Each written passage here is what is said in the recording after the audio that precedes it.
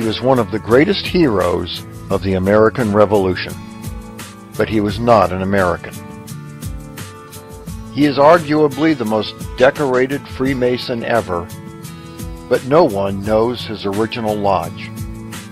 He is buried in American soil, but he is not buried in America. And his first name is Marie. You might, however, recognize him by his full name: Marie Joseph Paul Yves Roche Gilbert du Motier Marquis de Lafayette. Sometimes known as the Forgotten Hero, the Marquis de Lafayette secured France's assistance during the American Revolution, an act which very possibly ensured the defeat of the British and the birth of a new nation. He was so taken by this new country and its concepts of democracy and equality, he once remarked, "From the moment I heard the name America, I loved it." More than 50 towns in the United States are named after him. Marie Antoinette mocked him when she first met him. However, he was only 19 when he became a major general. He commanded colonial troops in 1777 under conditions so poor it is said they resorted to eating their shoes. He warned General Washington that opposing forces in Congress wanted to remove him, gaining Washington's trust for a lifetime. Washington had no son. Lafayette had no living father. Washington considered Lafayette a surrogate son, and Lafayette named his son George Washington de Lafayette in honor of his friend.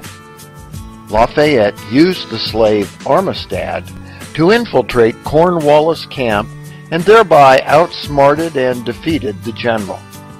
And when, exclusively due to Lafayette's assistance, that slave was freed, he so loved the Frenchman he changed his name to James Armistead Lafayette. When he took the fort at Yorktown, his troops' guns were empty. He used only fixed bayonets to win the battle. And then he ordered his band to play Yankee Doodle while the British surrendered their arms. Lafayette urged Washington to make the experiment in democracy complete by removing the taint of slavery from the United States. With Thomas Jefferson, he drafted the Declaration of the Rights of Man. Imprisoned during the French Revolution, he gained his release as a result of the pleadings of George Washington. James Monroe invited him back to the United States to celebrate the 50th anniversary of the American Revolution. 80,000 people, 2/3 of the population of New York, greeted him. In the U.S., he visited all 24 states, declaring, "Someday America will save the world." He stopped his parade in Virginia when he recognized James Armistead Lafayette in the crowd, and the two had an emotional reunion.